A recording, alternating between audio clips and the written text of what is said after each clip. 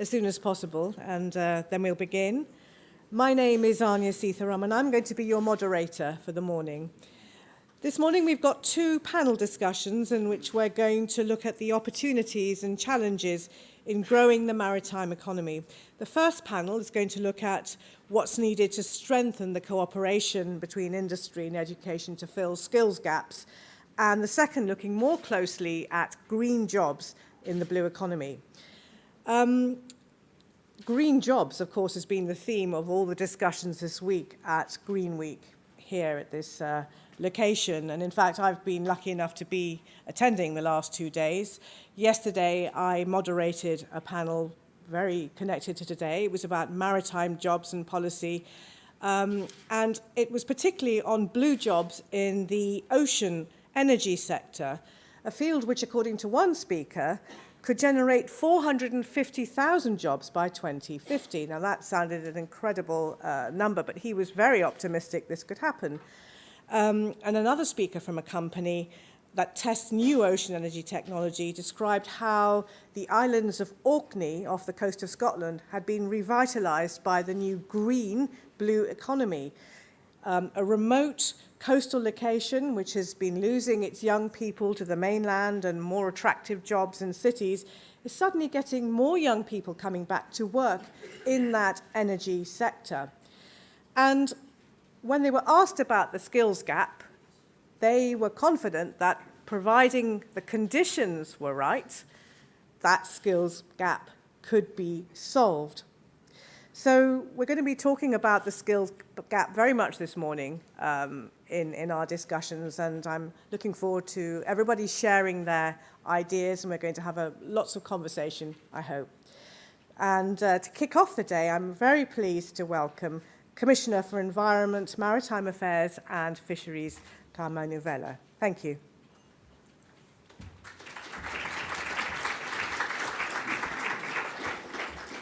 Thank you very much, Anya, and a very good morning to all ladies and gentlemen and colleagues, and once again, welcome to Green Week. This has certainly been a busy and a very full week, starting from the kick-off event in Malta last Monday, and I have to say it's not over yet, because tomorrow I'll be traveling to Germany, to Essen, to close the week, the Green Week there, this year's European Green Capital. The theme of Green Week this year, as you all know, is green jobs. And while I've been speaking a lot this week about jobs and skills in the land-based economy, let's not forget that more than 70% of our planet's surface is actually covered with water. So what about green jobs and skills in the ocean economy? The ocean-based economy, an economy that the OECD estimates could, by the year 2030, double in size. Like on land, the European Union wants that growth to be a sustainable growth.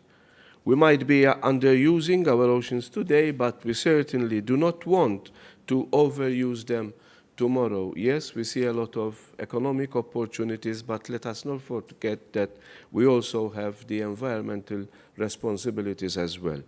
We want blue growth that uses our marine resources without depleting them, that creates jobs and incomes, but keeps our oceans healthy.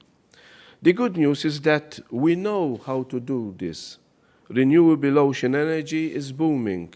Europe already hosts 52% of all tidal stream developers and 60% of all wave energy developers in the world. Today, more people work in offshore wind than go out to fish at sea. Or take aquaculture as another example. The value of fish farmed in the EU is up by more than 40% compared to 10 years ago.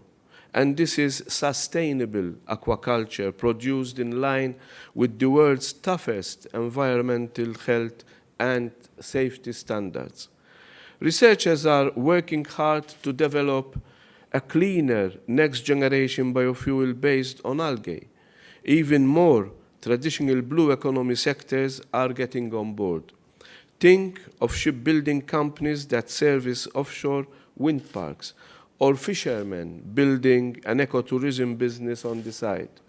And all these men and women, offshore wind engineers, fish farmers, laboratory technicians, even dock workers or ship mechanics, have one thing in common, and that is that they work in increasingly high-tech jobs.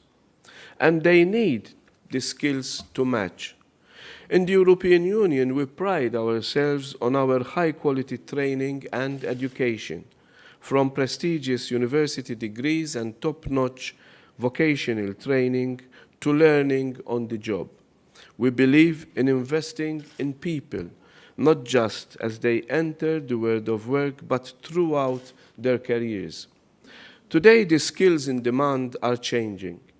As the maritime sectors become greener, industry is struggling to fill open positions. Education providers are scrambling to keep their training programs relevant and up to date.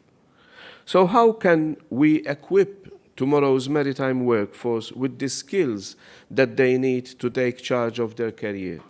And how do we make the sustainable ocean economy an attractive place to work?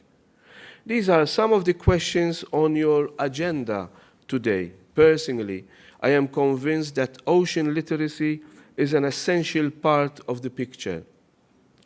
Our children need to learn more about the ocean at school. They need to understand just how important the sea is for our planet, our climate, our society, our economy, and most of all, our environment. If they understand this, if they see the many ways in which oceans are relevant to all our lives, they might be more eager to take up a maritime career. For its part, the European Commission is doing its bit to encourage them and those already working on and with our oceans. And I will just highlight 3 areas of action. First, earlier this year, we gave the go-ahead for 7 projects under our Blue Careers initiative, projects that strengthen the ties between industry and education providers, that tackle unemployment, and that make blue careers more attractive. Whether it's developing a master's degree in blue biotech, providing career guidance in the Mediterranean, or training a new generation of sustainable aquaculture experts. You will hear more about one of these projects later on this morning. And given the many project proposals that we received this time, we will launch a new round of funding for next year. Second, we have adopted a blueprint for skills cooperation in the maritime technology sector. Industry, together with maritime clusters, education providers, certification bodies, and others, will soon start developing a wide-ranging strategy on skills. They will recommend how to adapt education and training to the demands of the new maritime world. Third, we have created an expert group on blue economy skills, which will hold its kickoff meeting this afternoon.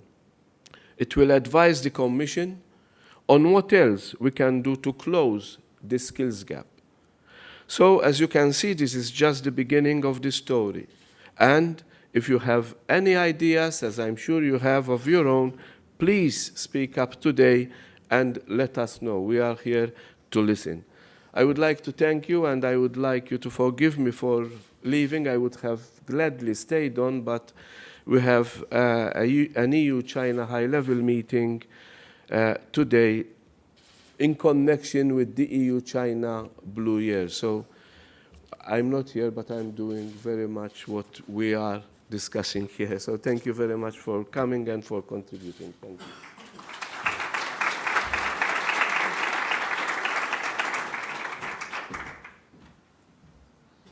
Thank you very much, Mr. Vela, for coming. I'd like to welcome Michael Callas now from the Malta Maritime Forum. And he's going to give an industry perspective to the opportunities and challenges in blue growth. Please come, Michael Callas. Thank you.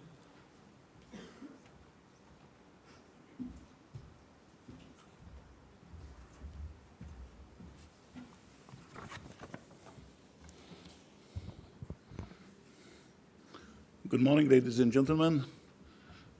It's a very nice day today in Brussels, so at least we start on a good foot. It is a pleasure for me to deliver this keynote speech today on what we, the Malta Maritime Forum, consider to be an important subject.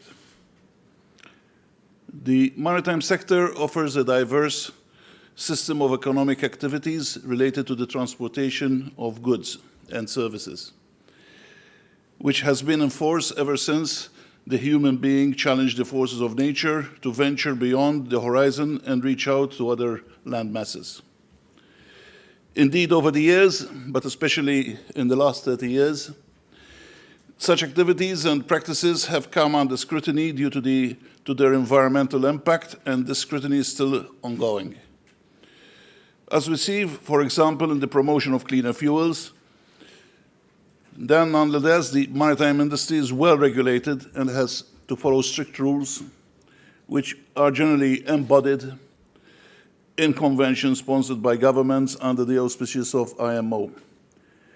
The regulations, like sulfur content in bunker fuel, is a case in point. Careers in the maritime industry are diverse and offer various opportunities for those wishing to embark in a maritime career.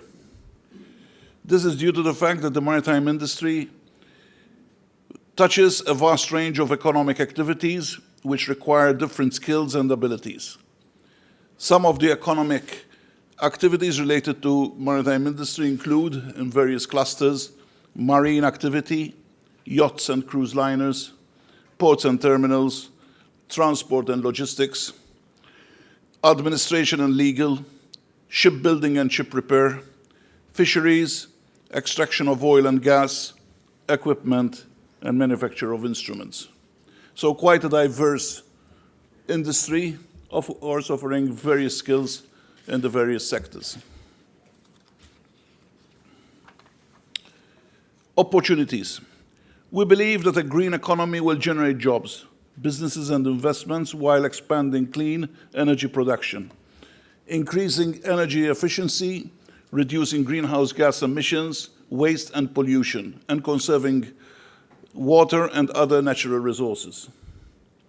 The green economy promotes industries that provide products or services related to renewable energy, increased energy efficiency, clean transportation and fuels, agriculture and natural resource conservation, and pollution prevention or environmental cleanup. Therefore, this leads to a system of economic activities related to the production, distribution, and consumption of goods and services that result in improved human well-being over the long term, while not exposing future generations to significant environmental risk and ecological scarcities. Furthermore, a green economy is one that results in improved human well-being and social equity, while significantly reducing environmental risk and ecological scarcities. The green economy has 6 main sectors for which skills need to be developed and new career paths will be available if right investment is in place. Renewable energy, green buildings, green transportation, water management, waste management, and natural resource management. We then come to the blue economy. What is blue economy? There are economic activities that take place in the marine environment, or that use sea resources as an input, or that are involved in the production of goods or the provision of services that will directly contribute to activities that take place in the marine environment. There's need for global support, the blue economy concept, because as a marine and maritime-based economy, which is well managed, sustainable, it will lead to ocean-related sustainable growth, economic growth, with improved livelihoods and social equity for current and future generations. This will in turn contribute to the strengthening of transparent, reliable, and more secure food systems based on the conservation of marine ecosystems and biodiversity, and on the sustainable use of resources. A lot of concerted effort is required within the Blue Growth Strategy to make the value of healthy and productive oceans for the blue economy more visible. The need is there for the future direction of the Blue Growth Strategy to acknowledge the potential and importance of all relevant sectors to the blue economy, crucial to our value and jobs creation within such sectors as ocean energy, aquaculture, maritime, coastal, and nautical tourism.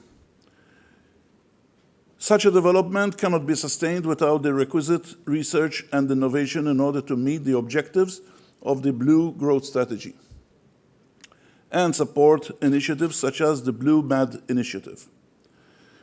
This economic motor will take a leading role in developing sustainable and innovative solutions for the blue economy to maximize business and leverage more industry investment. There is need for support and encouragement so that those who are eligible to access funding take full advantage of the opportunities offered by the European funding instruments. Support and promote the importance of digitalization, considering the enormous potential for optimizing technical and operational aspects of the marine and maritime sector, including administrative simplification. The need to make better use of available data and information by promoting information sharing and its benefits, such as avoiding duplication of efforts and reducing administrative burdens and making use of existing instruments and tools for data collection and sharing amongst stakeholders.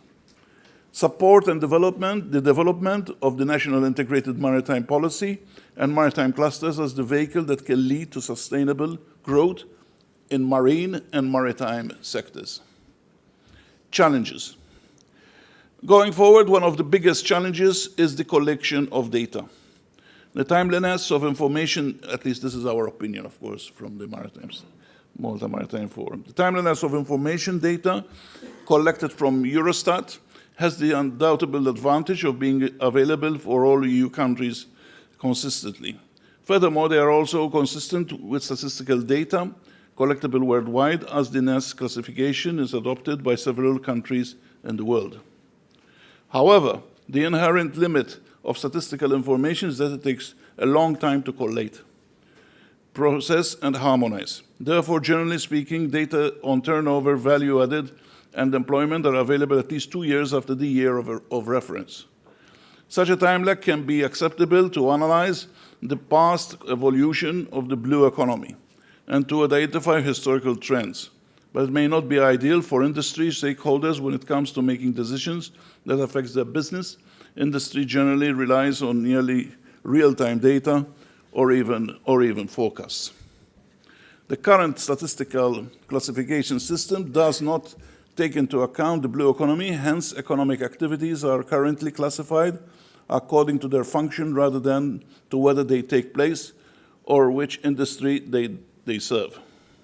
As a consequence, for many activities highlighted for the extraction of oil and gas, manufacturing of navigation equipment, extraction of aggregates, wind energy, blue biotechnology, etc., it's not possible to know to what extent they contribute to the blue economy unless strong assumptions are to be made. The situation calls for a revision of the current statistical classification system to better take into account the blue economy. However, revising a statistical classification is not an easy task. It may take an extremely long time, would create problems of consistency if not embraced worldwide, and the whole idea itself may be rejected because not every sector involved would agree to that. Going forward, the private sector can assist in promoting a green economy through initiatives that ultimately would pay back through efficiencies reached. The amount of research that goes on by classification companies and similar entities to improve the efficiency of ship machinery, to have less disturbance to the ocean's ecosystem, and at the same time increase efficiency in propulsion. The development of energy-efficient machinery, not only in terms of emission, but also in terms of more power from the same input of energy. The exponential development in ship design, which has seen the size of ships increase from a few thousand containers to 18 to 20,000 containers being carried on one ship, hence saving on energy and maximizing the advantages resulting from economies of scale. The harnessing of geophysical matters in IT software that permit better route forecasting and planning, weather tracking, and avoidance of incidents at sea. The promulgation of international conventions, particularly those dealing with safety of life at sea, which led to the avoidance of accidents and loss of life. All these developments within the maritime industry has necessitated the direction of training and the development of new skills for the personnel who work in this environment to harness this new technology. The fact that 51% of the world's seafarers are today serving in the ranks of officers is the result of the shift in the industry from the labor-intensive to the high-tech, better educated workforce. The future demands for a more environmental-friendly maritime industry will inevitably create more demand for better educated and highly skilled labor force: engineering, chemical engineers, ship design, engine propulsion, IT, and navigation. Conclusion. Therefore, in our opinion, there is no doubt that going forward, our investment in a greener blue economy careers has to target more on the following four main items for what concerns the maritime industry, but not necessarily only these actions: digitalization, research and development, green technology, cleaner fuels, LNG, engine efficiency to reduce damage to ecosystems. Whereas the maritime industry, and the European maritime industry in particular, is in favor of the improvement and raising of standards on the safety and the environmental fronts, it is important that any regulation thereon should be at an international level like the IMO, and not only at a European level.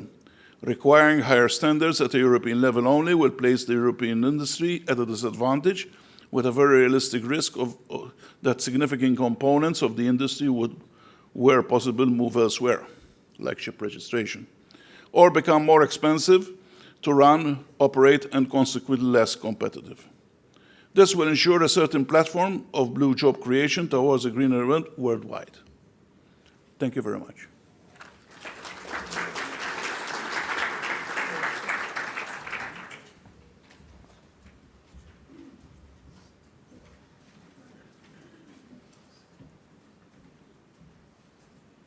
Thank you very much, Mr. Callis. I'd like to get the first panel, please, to come up and take your seats. So could Heitzi Siemers, Head of Unit, DG Mare, come and please take your seat. Martina Rossi from the ASSES Project Coordinator, that's the Advanced Technology Skills for Safety and Environment at Sea. Detlev Eckert, Director, DG Employment. Arul de Vries, HR and Corporate Affairs Director from Damen Shipbuilding, and John B. Stav, Norwegian University for Science and Technology. Thank you very much.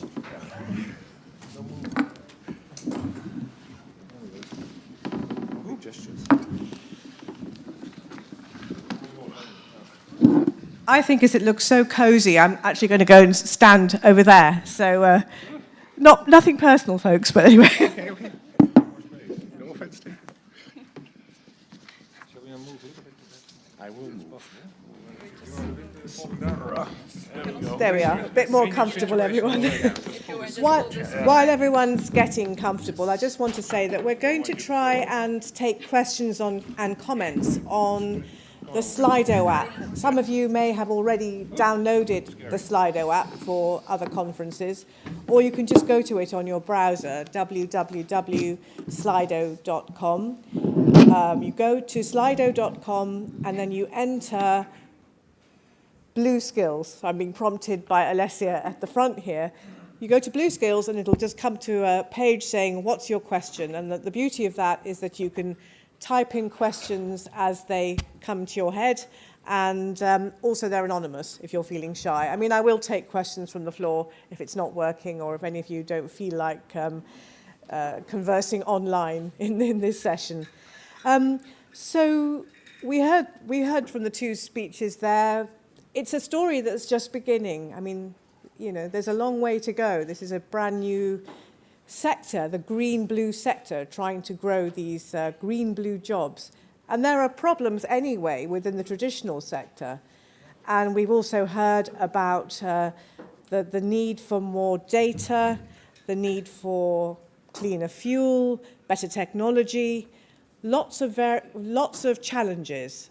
And so I'm going to start off, I don't want to be pessimistic, but I do want to start with the panel by asking them to set out their view of the challenges facing a more strengthened industry education cooperation to build a greener blue economy. So to start with, Heitzi Siemers from DG Mare, would you like to sum up your thoughts? The mic on? Yeah, I can hear it. Oh, okay, very good. Yes, well, let me start off by something which is very much in our minds in maritime policy these days, which is this article here in The Economist, which came out this Saturday, I think. It's called Deep Trouble. And I would recommend reading it, because it is really one of those things that defines across the board what we are thinking, how we are approaching the work on oceans, and also the issues that we're confronted with in terms of the general work on oceans and what we do with regard to skills on oceans as well. The key phrase in the article for me is, the ocean nurtures humanity, humanity treats it with contempt. And just to lead on from that, a couple of thoughts.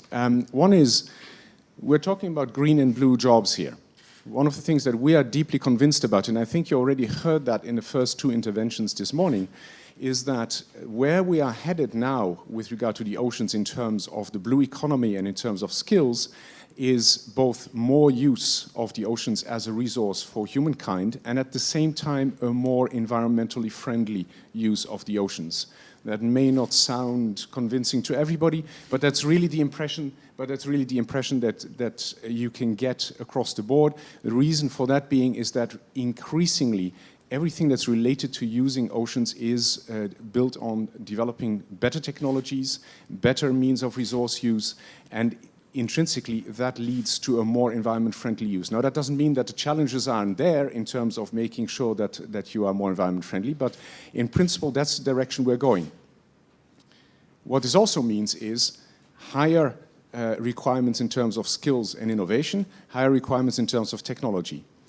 The second point I want to make is a bit related to what I said initially with regard to the article, and that is that one of the challenges we have with regard to the blue economy in general, and then with regard to skills more specifically, is to somehow make the subject of the blue economy and oceans percolate across what we do policy-wise, what we do in terms of growth and jobs in the European Union. To give you a few examples, if you think about skills from a general economic perspective, well, what you would think about in terms of satellites would be more about weather prediction, measuring how the Earth coverage with forests is developing and so forth and so on. There's probably not that much thinking going on in the general public in terms of ocean observation and monitoring, something that we are very interested in developing and which is something that requires the same type of skills in terms of using satellite technology, arguably, than you would use for the more traditional kind of approaches. If you think about autonomous vehicles, well, everybody's thinking about Tesla and self-driving cars and whatever it is. How many people are actually thinking in terms of autonomous ships, which is also something that requires the same type of technology on a much larger and different scale, but it's the same kind of idea. If you think about top engineering, what do you think about? Well, you know, what's the next mobile phone going to be? How is that going to be developed and so forth and so on? Do you think very much in terms of how do you get renewable energy from the oceans, whether it's wave, tidal, or wind? Maybe less so. If you think about top engineering, you think about, again, about cars as something that's being produced as a top technology development. How many people actually think about the development of deep sea vehicles? Same types of engineering skills are required for both. So the interest that we should have is really to see how can we make the issue that there is something out there in terms of the oceans that we can use all the skill sets that we're developing today but in that type of context.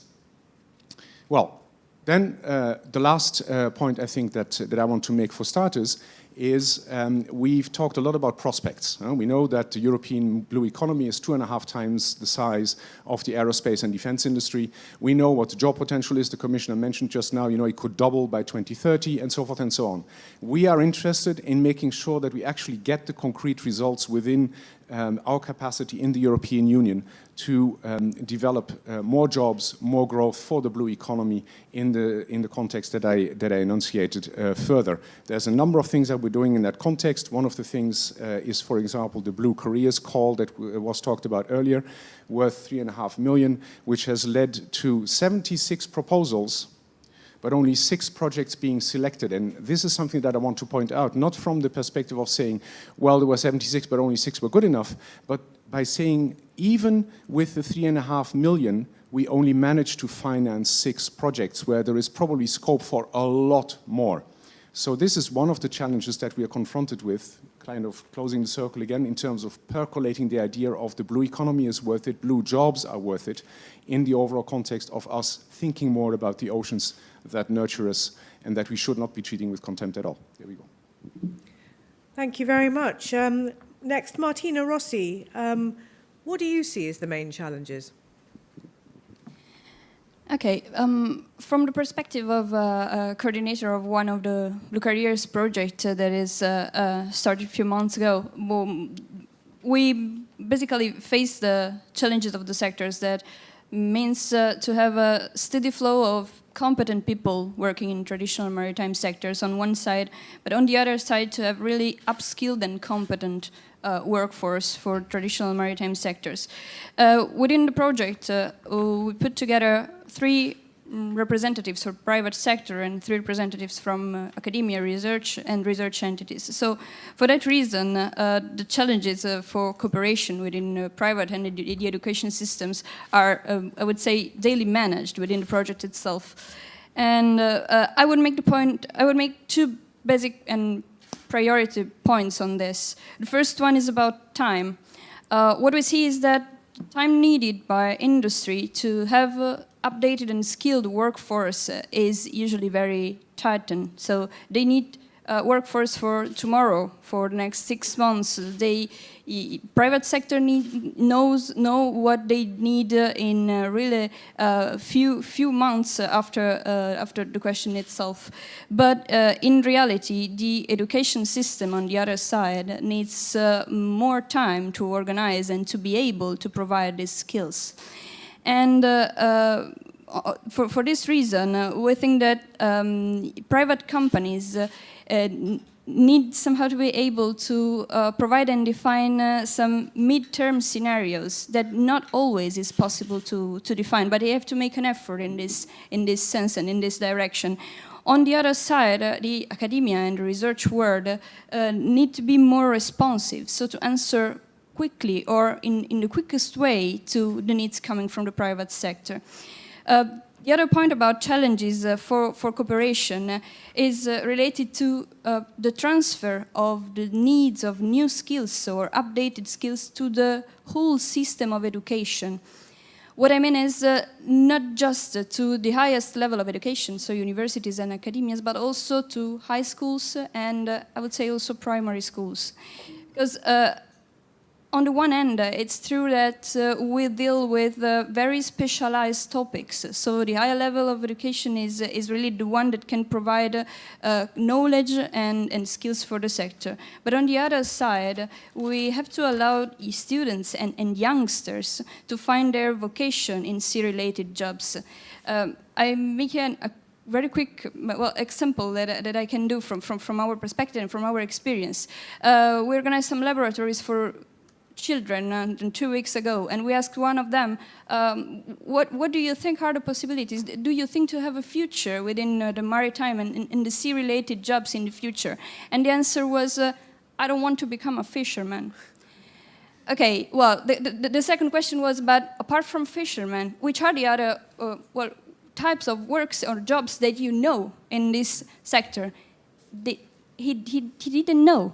Basically, he didn't know. So I think that it's really important to make youngsters aware of the opportunities, of job opportunities that they can have in the future in this field. So not today, not tomorrow, but within 5 or 10 years.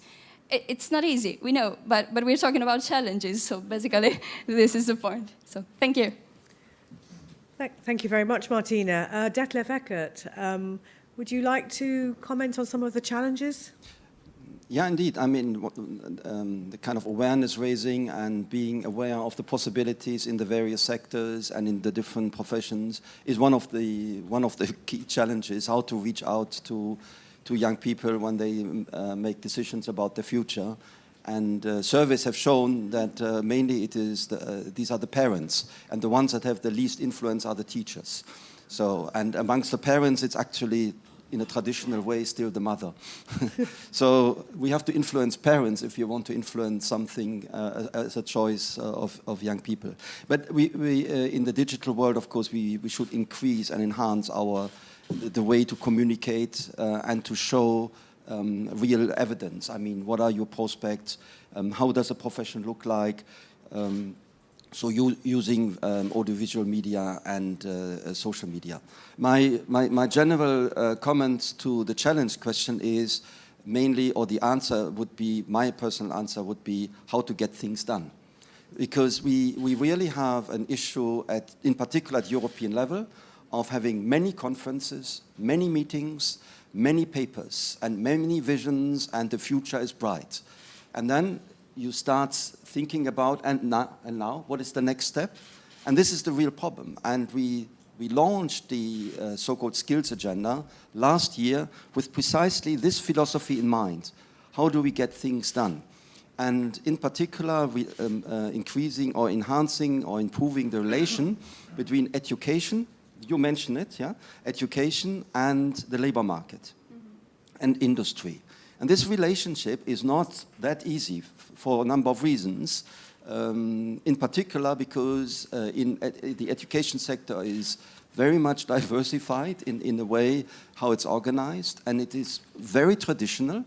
It's very traditional, and there's a conviction in the education sector that the education shall not be the production line to produce workers. We are producing citizens for the future. That all of our citizens also need a job to have a future is largely ignored. And I can tell you this from the inside. The discussion with education policy makers is not an easy one. And now comes the next point, is if the industry has certain needs and there's a certain prediction to the future, how do you get this translated into the education sector? And this is what we need to get done. And this is the challenge. This is what we are currently working on. One of the answers, we come back probably later, is our sector skills alliances, where we're exactly trying to do this. But there are some other methods through which we would like to get real results by bringing both sides together, not to blame each other, but to get things done. Thank you very much. And we will hear more of that later. Harold de Vries, HR and Corporate Affairs Director from Damen Shipbuilding. Thank you, Anja. Thank you, and just echoing what my colleague here in the panel for today, at least, my colleague Eckert says, getting stuff done is the big challenge. First of all, it's an observation that's maybe outside my 3 minutes, is if I look around this group, I'm not sort of a frequent visitor of conferences, but at least this is very diverse. If we have something like this in my home country, the Netherlands, it's bold and old, what's in the room. I can say that, I think, without offending my mates here. And that's good news, because I think normally these type of meetings, I think it was said by the colleague here, it starts nicely and then it fades away and there's not a lot of action. My perspective from the evil money-making industry, because that's what we do for a living, we build and repair ships around the world. There's 3 things. First of all, it's no surprise, of course, we are in a global playing field with a lot of challenges, fierce competition, a lot of small players, new players in the market, a lot of big players still trying to survive. Is it an equal playing field? How about some, let's say, positive and affirmative action from some governments to keep some industries alive while they should not be alive? And We can talk about that for a couple of days. Also within the European Union we have some views on that, but let's be nice today. Fierce competition, environmental challenges. As my neighbor said, how about autonomous shipping? How about deep sea technology? How about wave tidal energy? And there's stuff being done in that area.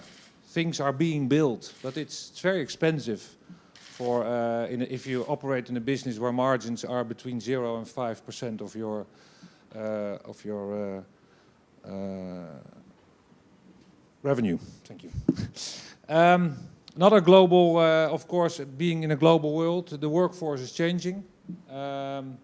It's not only in our home country that we educate people at a university level, as we sometimes think in our home country. It's global. It's a global thing, and we are losing good jobs around the world, and we need to do something about it. The thing about cheap labor, that's 2010. We're talking these days, I think, about good labor. It can be everywhere in the world, and also within Europe. So the idea of let's outsource everything to now pick an exotic place in Asia because it's cheap is not always the optimal solution. So let's not forget about our own industry capacity around the borders of our Europe. That's normally the case when you're in the sea maritime industry. But we should be doing that. So the global playing field is a big challenge. Secondly, a bit closer to also what the colleagues were saying, new skills.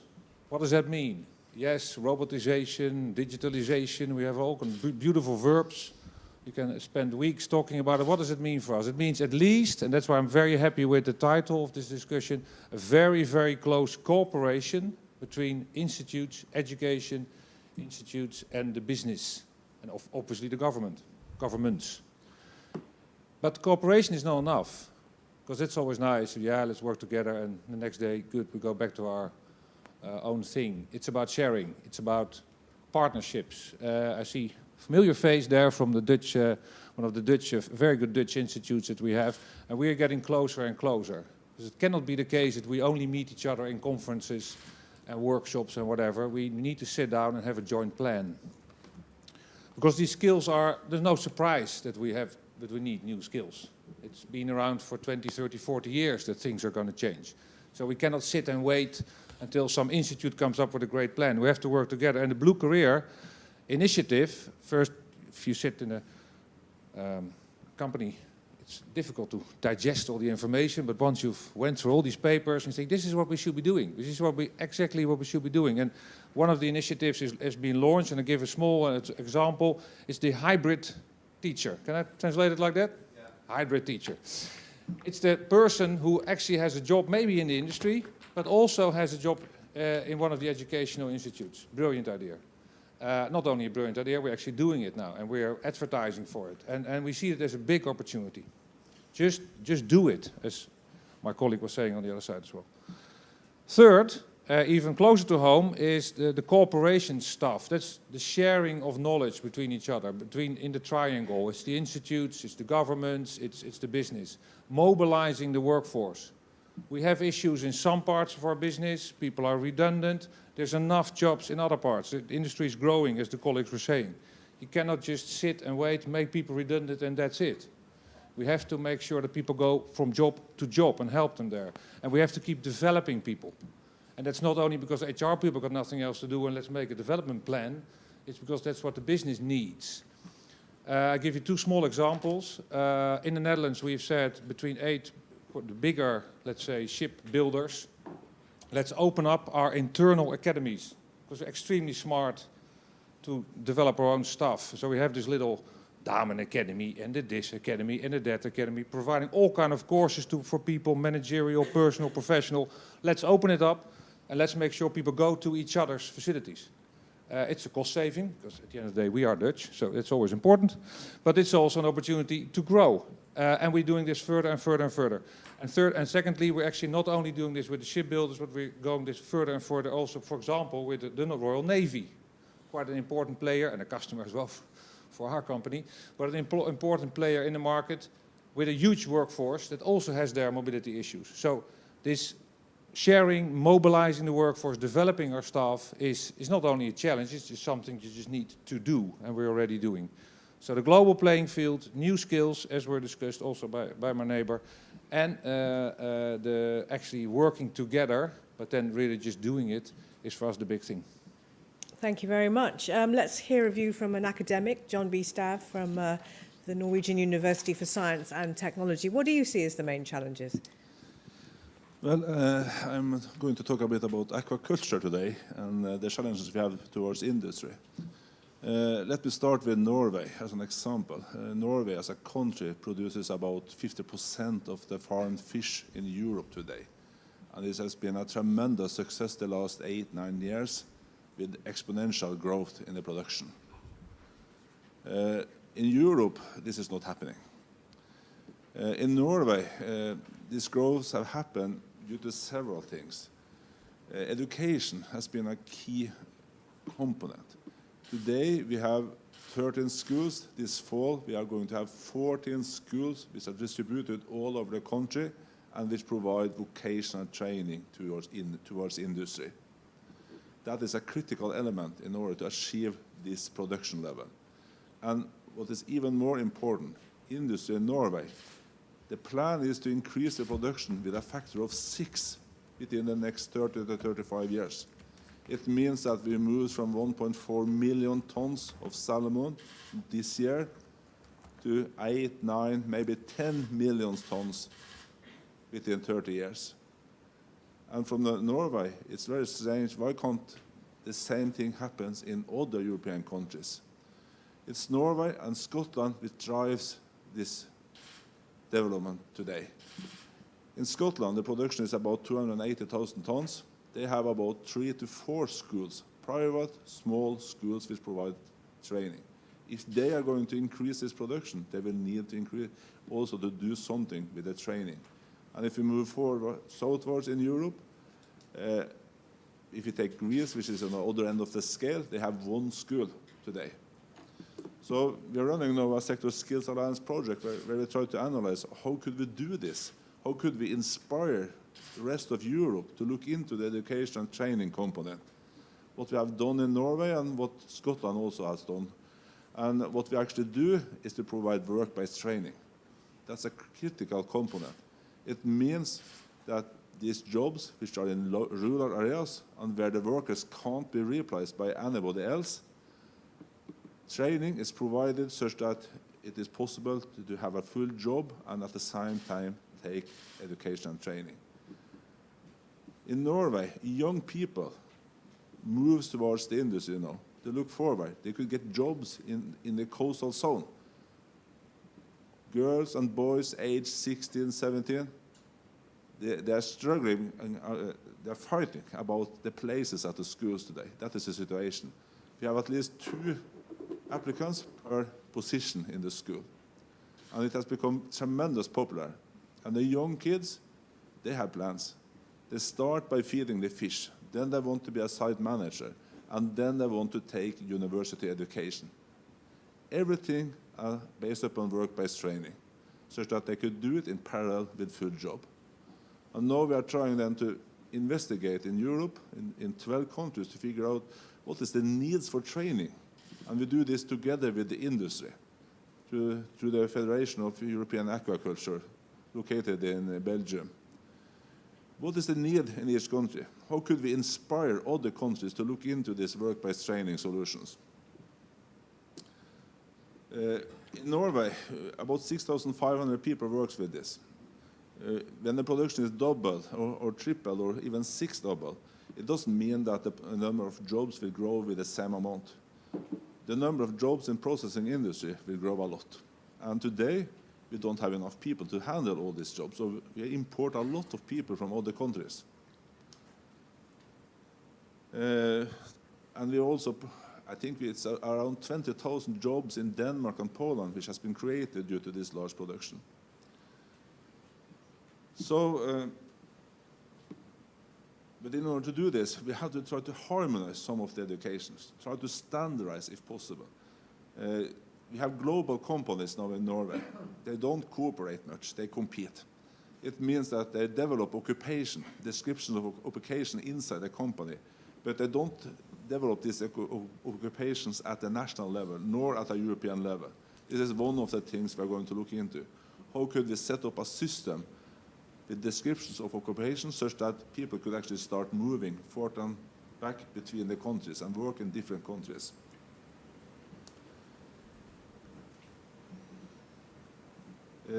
In order to do this, it's critical that industry and schools work closely together.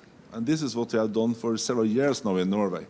Industry and schools, they have regular meetings where they discuss how should we teach, what are we going to teach during the next years, what is the need. And they have a similar system in Scotland also. And this is something which must be transferred to other countries in Europe if we really want to come up with an increased production and in that way create new jobs. And this is what we're going to look into in this project. We try to set up or come up with a suggestion for how to proceed with education and training in the blue sector. Yes, I think it's enough. Thank you very much. Detlef Eckert, I saw you nodding when John was talking about workplace training. What do you think of that? And what about more vocational training? Yeah, I mean there's a general agreement today about the need for more work-based learning, both at university level, higher education level, and in particular at vocational training. If a colleague yesterday told me in 2007, he tried to introduce in one of the European documents that work-based learning might be a necessity for a successful career or something like this, and it was deleted because work-based learning was not considered as something essential. That was 10 years ago. Today we are a step further. So in the meantime, across all member states, work-based learning has been recognized as an essential element. This doesn't go as far as introducing the so-called dual system, whereby work-based learning is the center and the apprentice has a work contract and works in the company in real life with real customers, and in addition has school education. So this is very specific, very traditional system in Germany, Switzerland, and Austria, to some extent also in Denmark. But in all other member states, currently there's a sort of movement towards those dual systems, some elements.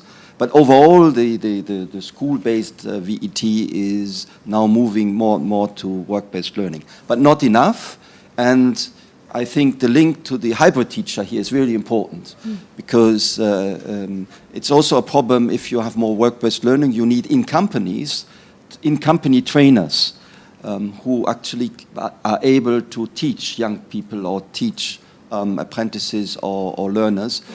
Not necessarily young people, because we will have to go back to training and vocational training all over again during the lifetime. Maybe not me, but the next generation, so they are less lucky than me. So this is one of the elements. But it is also a criticism, and this has also been recognized by the member states in the meantime, that the teachers, in particular in the vet sector, have not in sufficient contact and reality touch with industry. And the concept of the hybrid teacher here, going in and out and having at least some stage in industry, has been recognized. But here comes my challenge point. Okay, how do we get from this concept point, from this recognition, to reality? So how do we scale it up? How do we make it a reality that hybrid teacher is not the exception, but the norm, the rule?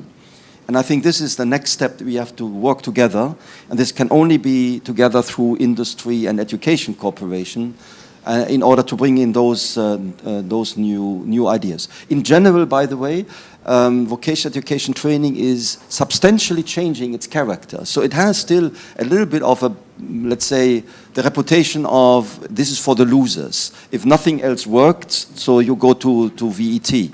But, and here comes your point, actually, about all the, I don't want to be a fisherman, because when you look at all the jobs, I mean, we are not talking only about bricklayers, although this is also a very, very sophisticated job, but we are talking about exports, trading, we are talking about nurses. We're talking about pilots. So pilots are vocational training. They are not universities. No? So one has to think, or air controllers. Air controller is a profession. It's an occupation. It is not a university degree as such. So one needs to see the vocational education training in a much wider spectrum. And vocational education training is moving upwards. There is general agreement, also quite interesting, that we get some general agreement in Europe on education. It's not easy to achieve, but slowly we are getting there, is that VET needs to move up the ladder. And it's interesting because then you have the effect that some people have highly professional, highly skilled jobs in the industry, like you described in Norway. And you have then institutions which are have their own character. I mean, a little bit like Polytechnique, if you like, but less academic. But nevertheless, with the potential, if you feel like I want to be more academic in the future, you have the potential to go and to excel, if you like. But you can also go more on an entrepreneurship route and become an entrepreneur within the company or your own entrepreneur. So these are the new potentials that coming out of vocational education training. As we are on vocational education training, one last remark, if you allow me. We will have a vocational skills week, 20th to 24th of November in Europe. We already had one last year, but we are repeating this. And the event will take place partly in Brussels, but this is the minor part of it. Already our last event had 1,000 events across Europe, but nevertheless these were, if you like, insiders, and not everyone knows about those events, although we had registered 800,000 people, so it's quite significant. So what we really would like to do is to get this VET week, this Vocational Skills Week, much more known to everyone. So it becomes, I wouldn't call it like the Europe Song Contest. This would be a little bit too much for the second round. But after the fifth round, maybe we are getting there. But it should be a bit like this. And the core of it are all the events in the member states. And our team is ready to support ideas, and they will be showcased, and we will link them together. And so, but the key thing is it's bottom up. So we need industry, we need regions, we need member states to come up with events around this date. It doesn't need to be exactly in this week, but preferably in that week. And having those events bottom up would really make a huge difference to not only the recognition of VET, but also quite practically to provide you with the skills, industry with the skills they really need. Well, I'd love to hear some comments from the floor on what you think the solutions are for trying to get more cooperation between industry and education. And has anyone got any questions from the floor? Have you been putting anything on the Slido app? Hands up if you've got any questions. There's a gentleman at the front here. Hello, Ian Shepherd from Marine South East. I may just be old, and I've been in the industry for over 40 years now across a variety of sectors, and we've had the same problems for 40 years. We've had an aging workforce for 40 years. We've still got an aging workforce. We've needed new skills for 40 years. I was there at the start of offshore oil and gas in the North Sea. So the problems have remained the same for 40 years. We've needed to upskill industry, change the perspective, and also sea blindness has been around for 40 years. And from an island, we can talk about that. There's been some changes there, but it's required immense effort. The real problem is not one of, I suspect, saying we need to have a big change. It's about a continuous education program. And the problem is that there are a lot of initiatives, but the small scale, we need actually one really, really large initiative across Europe that makes a difference here, because there's been tremendous examples in various member states of very good ideas, but they're not being captured together, and I know the initiative around skills aims to try and do that. But I say this is an ongoing problem, and we've got to have a step change and making a difference.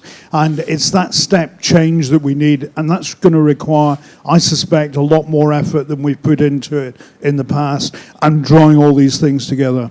Well, Heidi Thiemers, do you think your latest initiatives are big enough?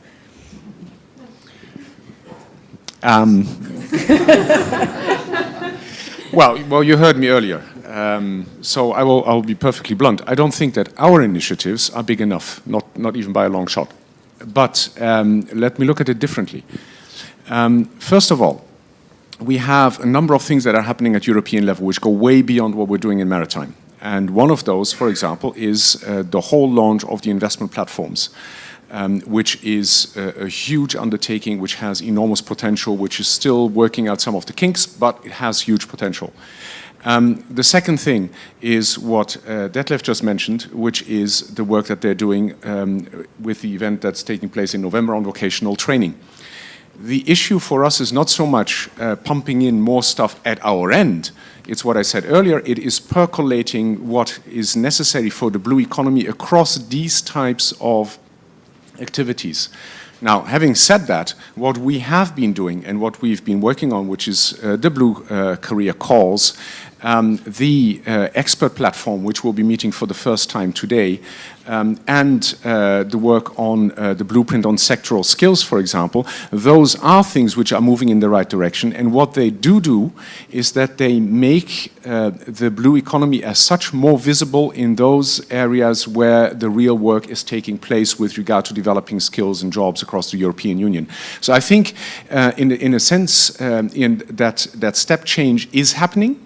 But we're only at the beginning of it, and it will require a lot of work from all of us around the table here along the lines of what was discussed earlier, but then mostly also making sure that everything that's related to developing the maritime economy and its potential in those, to getting that streamlined, getting that mainstreamed across the areas that we're working in. One of the other examples I was going to give you, which is something which also has huge job implications if you think about it for a bit longer, is the issue of climate change, for example. We've been talking to colleagues across the Commission about climate change and oceans for a while, telling them oceans are nowhere in terms of the climate change negotiations. It's also not really nowhere in terms of visibility as to what the job opportunities are that climate change offers, both in terms of adaptation work and in terms of mitigation action that we can undertake. That feeds back to technology development and so forth and so on. So the issue is really that. We're taking the small steps here, but the big move to get these small steps translated into something that works across the board in all other areas is what really needs to happen and is beginning to happen right now. Thank you. Yes. It's a very good point. It's not a new problem, obviously, and well said. Completely agree with what Heitse says. One small example, and I think Detlef said it somewhere in his story. It's about internship or stages for teachers. 2 years ago, I was at some meeting with some technical teachers in the Netherlands, and we launched this idea of come over and have a look at what's happening in what we call the real world. And it's very arrogant to say, of course, I know that, but come and have a look. Yes, and the feedback was, just to tell you how this went, we can come over and have a look for an hour or two. Just have a coffee. So you're always welcome for a coffee, but don't call that a stage or an internship. If you want to see what shipbuilding is like, and it's not only our company, but it's all the companies in Europe, stay for a week. And don't go to an office, but go to a yard where you can see some real stuff. Okay, now it's the compromise, as we do normally in Dutch, it's always somewhere in the middle. 3.5 days, 4 days, and I went to our yard in Romania and spent 3-4 days in what we call real shipbuilding work. And it was a big eye-opener. We don't need a prize for that because it's just a simple thing, but one thing that may help, if that type of stuff happens on a more formal basis, that means obviously the teachers need to be able to spend a week, 2 weeks a year in a part of the industry. It can be the fishery, it can be the aquaculture, it can be everything where your heart is and where your business is, so you know the latest stuff. Because some of the teachers, and it's also from the school where my colleague from Netherlands is from, it's a bit old, it's a bit rusty stuff. and we don't like rusty stuff in shipbuilding, as you know. So there's new technologies coming in, and that will be something. You don't need another week for it or another conference, but just do it. Just get it out and get teachers into the business. That will be really, really good on a more formal basis. Okay, thank you. There's a question at the front and a question at the back. So the slide from Is it Slido. yes.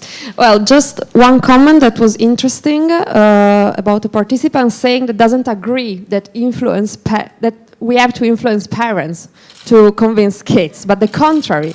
Children are the only ones that can convince parents to change habits. So teach kids to create vision. So that's interesting.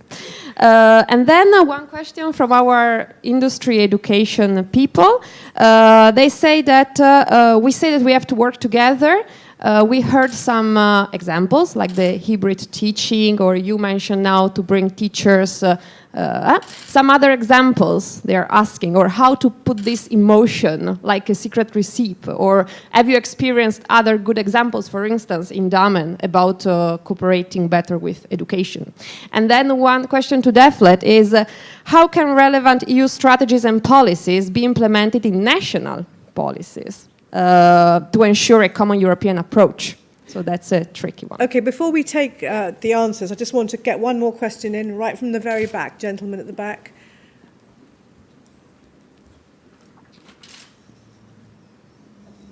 Thank you. I'm Pierre Aves. I'm the chairman of Biomarine International Cluster Association, and I'm going to talk about the blue bioeconomy, which is made of 93% of SMEs and very small SMEs.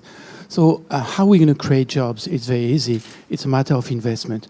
Each time you lower, the tax system and you invite, the SMEs to invest, you create jobs at all levels. So if we take into consideration just the European, panorama, we can create 5 million jobs around the SMEs in the blue bioeconomy just by fostering the tax system and lower, and incentive and developing the incentive. And also, there is something very important. We represent industry, and we work a lot, with academic. And there are some good initiatives sponsored and supported by the European Commission where the industry people are training, the future young entrepreneurs. So this is something that we need to consider and make it as a common practice. Thank you. Okay, thank you. So any more examples at all about how industry and education are cooperating? It doesn't have to be you, Harold. Anyone else got any examples? Yes? John? Yes, I'm going to give you an example about how industry and schools cooperate in Norway. In the aquaculture sector, I talked with a teacher now 3-4 weeks ago. He has been working in marine harvest for many years, and then due to all the challenges we have with sea lice, he decided to leave marine harvest and start working as a teacher at a vocational school. And he told me that the methods he used in marine harvest 2.5-3 years ago, they were old-fashioned today. It means that 3 years, that's the turnover. So this hybrid teacher example you mentioned is very relevant also for fish farming. The technical developments are very fast. There's no teaching books available. If somebody considers to write a textbook in fish farming, it will be old-fashioned before you manage to print it. Yeah. It's also an example for why we should consider to collaborate about education. Maybe we could collaborate on developing some of this educational material between the countries. And the second thing is that the teachers in West schools, they will need to have some kind of systems where they go back to industry and get updated on which methods are they actually applying now out at the fish farms. Okay, Martina, you have a comment? Thank you. Yes, well, I think that related to the cooperation of industry and practical examples, if I think about the stages and the different activities related to the SS project, for instance, well, we have at the highest level in the highest level course that we are planning, we had faced some problems that were already mentioned, like we need that people from industry will be teachers for the students, because they have the knowledge, they have the updated knowledge, because they work and deal with in the everyday jobs and tasks with the latest frameworks, with the latest regulatory frameworks, with the latest technologies, issues, and so on. But the question was, from an industry, how should I teach these contents to students? Because they know they deal with this type of contents, but they are not sure on how to teach and transfer these elements to the students. That's why it's really important, and I make a connection with the hybrid examples, with the hybrid teachers that we were mentioning before. On the other side, we also are planning one of the paths that is directly related to high schools teachers. It means that there will be a direct connection between industry and high schools teachers, trying to train them before training the students of high schools. This is the point to, I would say, fascinate students about topics related to technologies in the maritime field.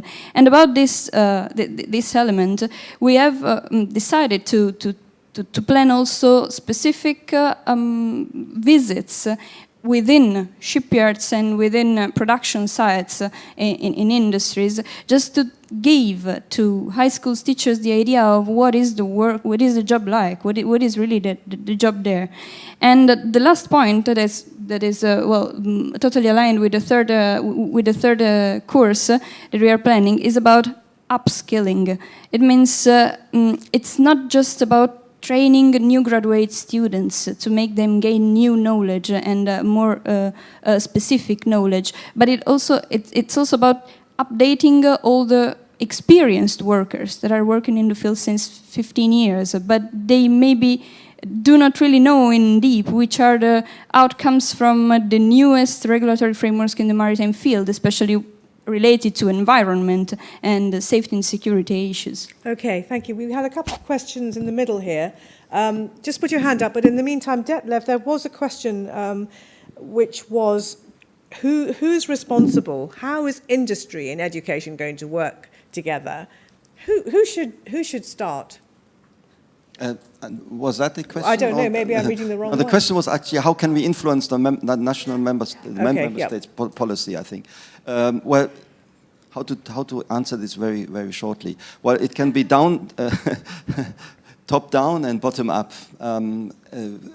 First of all, according to the treaty, the EU level doesn't have much power in terms of education and education policy.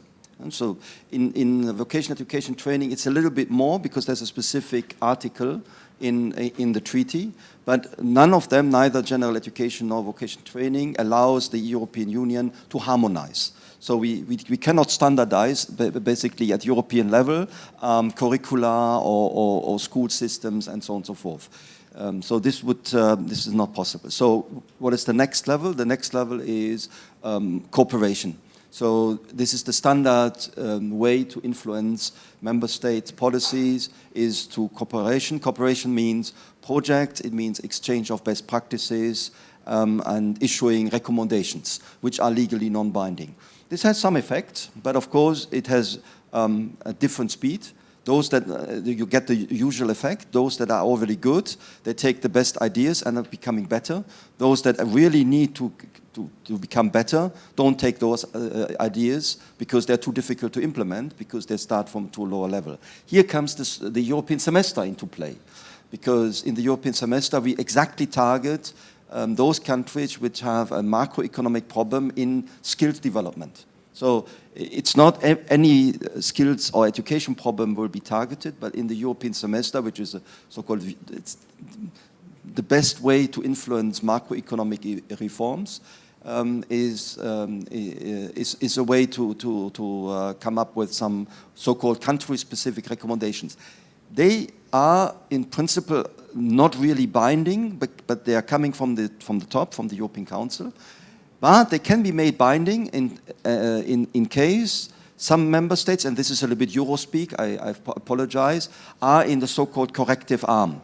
So if they have to implement this, otherwise they would be, quote unquote, punished and this can be the result of excessive deficit or so on and so forth. So this is one way to have a real big influence on the member states if it's linked to macroeconomic imbalances. The bottom-up approach are the skills alliances, sector skills alliances. Maybe I can say something a bit later, but maybe... Okay, all right, yes, we've got to get at least 2 more questions in. So one there and then one over there, and then we'll... Yeah. Okay, my name is Nick Arndt. I'm from the European Geosciences Union. Is it on? Is it? Yep.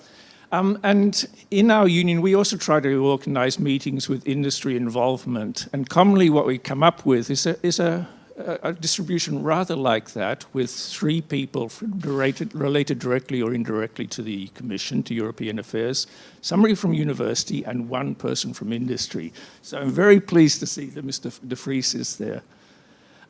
When I talked to some people from the mineral sector in the industry and asked them, could they come along? And the response was, Europe, that's difficult. It's really complicated. I really don't have time for that. So I have a question for Mr. De Vries. Why are you here and what can be done to convince more of your colleagues to participate? I was forced to come. No, way back I studied political science, so I know a little bit about how difficult it is to start a European institute, I think, and to try to make it for all of us a workable thing. So I don't believe in there's something here in Brussels and the rest is just waiting and seeing what's happening. I think it's all of us, and that sounds very philosophical, but then if you make it smaller, I believe that it's just something we, as a company, institutes, governments have to work together and just make stuff happen. It's a bit frightening, the European stuff. I mean, the papers and the workshops and the meetings and the weeks and the semester, whatever. So if you think, wow, that's a lot of words, and what are we going to do then after when the people go home? But it's also for me, because I'm a European citizen, and we employ 5,500, 6,000 people in the European Union. So we cannot wait until somebody has a bright idea from one of the head of the units here or one of the directorates and does something about it. We have to start ourselves. So I think if you create a sort of a platform whereby it's not like this, where some people sit behind the table and some people listen in, but you partner up and you truly cooperate. And these are, again, nice words, but you also share. Like I think John was saying, a joint curriculum for an institute is something where you just work together in one team. Joint marketing for the maritime sector is something that we try to do in the Netherlands, and obviously all the countries are doing the same thing. This is not something that we've invented, joint marketing. But you need to be sitting around, at least around a table, and do stuff, and get away from the workshops and the seminars and meetings. So it's end-end. But but to be honest, it is a bit frightening to, oh my God, who's going to this panel discussion about what's the topic today? But I think just as well as doing this, you also need to have an operational area where you can actually experiment and do stuff. And I think that's what a lot of the colleagues are trying to say as well. Okay, Heitzi Siemens, I know you want to say something. You can say it quite quickly because I've got one more question I want to bring in. Did you want to add something? I'm going to do it very quickly. One is regions, because we're talking about percolating from the top. I think for us, one of the things that's absolutely crucial is to make sure that European regions are involved, because that's where the maritime clusters are, and that's where this cooperation on the ground can really happen very specifically. And the second one is just a very quick one as well. Fully agree with what Harold said. It's about getting the stuff done. It's not about thinking out some bizarre processes or rules that need to be implemented. It's about getting the stuff done, which is why the projects that we have on offer are there. They're there to stimulate the action that can be taken on the ground by those who are actually affected by it. Okay, thank you. Just one more question then before the coffee break, and we can carry on our conversation. Gentleman there, put your hand up, please, so we can give you the microphone. Thank you.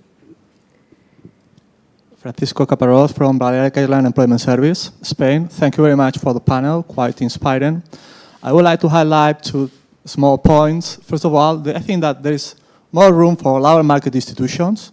I'm thinking about minimum wages, collective bargaining, and laws and enforcement law in order to produce that employment in blue economy is more attractive and gains visibility for youngsters and also for long-term employers, which is a target group when you are developing active labor market policies. So in that sense, it's not only a matter of the education systems, but also it's a matter of employment systems. And finally, I would like to highlight a humble experience from the ground. We went to Germany 2 years ago to visit the dual training systems, and we bring fresh ideas, and we develop it in the Balearic Island. Obviously, with the frame of the dual training systems, but also doing some adaptations because regions are quite different in Europe. What are our challenge? Our challenge is that industries are always looking for profit, and they have not enough passion to train workers in nautical activities, and also a problem of investment. It's expensive to train in the blue economy more than in other sectoral activities. So in that sense, I would like to highlight 2 points. More investment, more cooperation from labor market institutions, and more visibility for the employment blue activities. Thank you. Okay, well, I'm going to have to ask Aral to respond to that. Industry is always looking for profit. Yeah, yes, we are. And we should, otherwise we don't survive. And we are very patient. Otherwise, you would not be surviving in the shipbuilding, ship repair, or I think in general in the maritime industry. We do understand ourselves as well as we need to develop people. Otherwise, we cannot build ships or take another industry. It's a fair point that obviously there are companies that make shortcuts, and we've done it in the past, and you will be dead in the water, as we say in Dutch. So that's going to be difficult. I'd like to say something, because also the gentleman in the back said you can only create jobs through investment, or not only, but you can create jobs through investment. You can also create jobs through demand, and that's, I think, more natural than just saying let's put a lot of subsidies in an industry. We've seen it with the wind farms. I think finally the wind is helping to be successful, not the subsidies anymore. Also, with all the other great ideas, yes, of course, you need to start up, but at some stage, a business has to be sustainable because there's demand. We never wanted funny coffee 10, 15 years ago. Starbucks thought, I got an idea here, and they're very clever in telling you to buy a 6, 7 euro, whatever, triple latte, so that's very smart. But they've created demand, and there you create jobs. So I don't really think that we should go into the area, but maybe for next conference, of let's go to the same wages or minimum wages apply everywhere. Obviously we have laws to be compliant, but to create a culture of let's create a level playing field with the same employment wages and stuff, that's going to be quite a different one. Because you're from Spain, and I have one for you. Let's then also not do government-supported taxes for the shipbuilding industry. Then we are talking about a global level playing field. Yeah, well, finally we decided to develop a regional taxes to move this money to employment programs. I mean, it's an environmental tax for tourists that is coming to Mallorca, and then we are allocating these resources into blue economy activities or green activities. So this is one to make our island sustainable. This is something for the next debate. It's now. Venice. We've got to stop because I'm going to keep you on time. That's my main job, that we don't talk forever. So it's 11 o'clock. It's time for a coffee break. You can carry on the argument during the coffee break, and we'll see you back here promptly at 11:30 for our next panel. Thank you very much to all the panelists.